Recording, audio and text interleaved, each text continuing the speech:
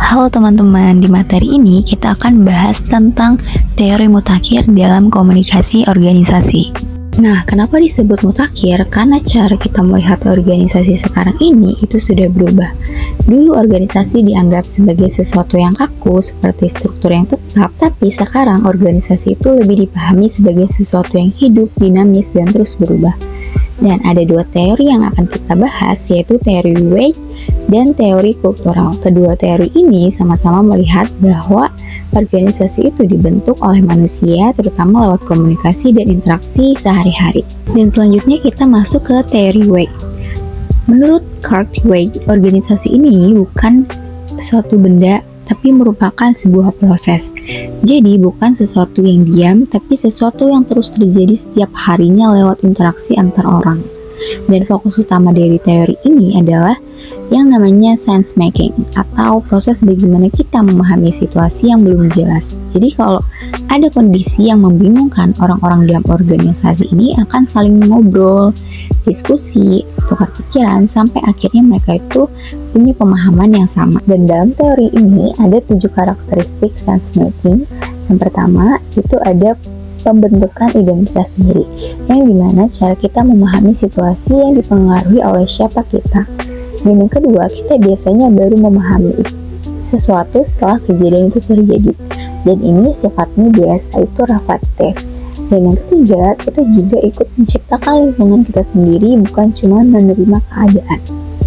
Yang keempat, itu proses bersifat sosial, yang artinya kita butuh orang lain untuk berdiskusi dan berbagi pandangan. Yang kelima, prosesnya tidak pernah berhenti, selalu berlangsung terus. Dan yang keenam, kita biasanya itu fokus pada petunjuk-petunjuk kecil dari lingkungan sekitar. Dan yang terakhir, kita lebih mengutamakan hal yang masuk akal daripada yang benar-benar akurat. Yang penting bisa dipahami dulu. Dan dalam praktiknya, teori Weck ini menjelaskan komunikasi lewat model yang disebut double interact. Yang pertama itu ada aksi, yang dimana seseorang itu menyampaikan pesan, lalu ada respon dari orang lain. Setelah itu ada penyesuaian atau klarifikasi.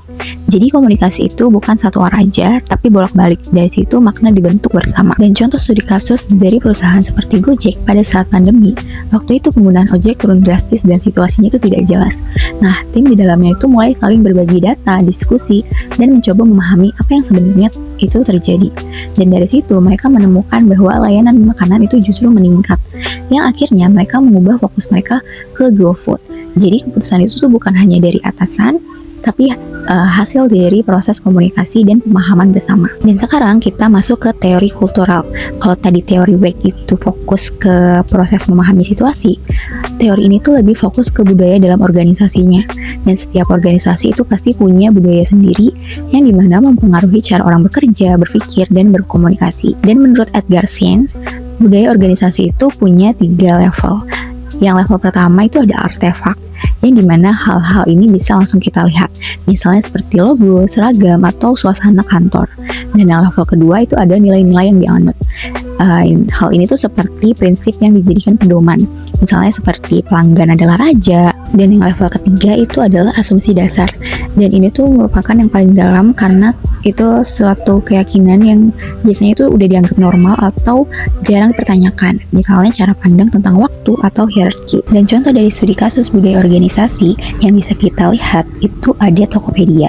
Tokopedia ini punya budaya always be learning, yang dimana karyawan ini selalu didorong untuk terus belajar, yang artefaknya terlihat dari program seperti Tokopedia Academy.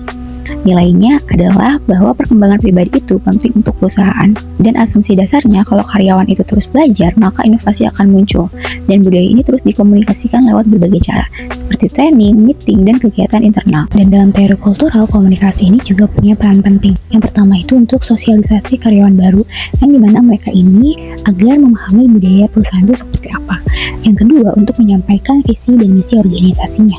Yang ketiga, membantu karyawan beradaptasi saat ada perubahan. Dan yang terakhir, menjaga identitas organisasi supaya tetap konsisten. Dan selanjutnya ada perbandingan teori Weck dan teori kultural. Kalau dibandingkan di antara keduanya, teori Weck ini lebih berfokus pada bagaimana orang memahami situasi yang terutama itu saat kondisi tidak pasti. Sedangkan teori kultural itu lebih berfokus pada nilai dan budaya yang membentuk perilaku sehari-hari. Dan teori Wake itu tentang proses berpikir dan beradaptasi. Sementara teori kultural itu tentang fondasi dan kebiasaan dalam sebuah organisasi. Sebenarnya keduanya itu saling melengkapi. Jadi kesimpulannya, organisasi itu sebenarnya bukan sesuatu yang kaku, tapi prosesnya itu terus berjalan. Dan ketidakpastian itu pasti selalu ada, tapi bisa kita hadapin dengan komunikasi yang baik. Dan yang gak kalah penting, budaya organisasi itu juga merupakan sebuah fondasi yang membentuk cara kita itu berkomunikasi dan bekerja. Jadi organisasi yang baik itu adalah yang bisa beradaptasi sekaligus punya budaya yang kuat.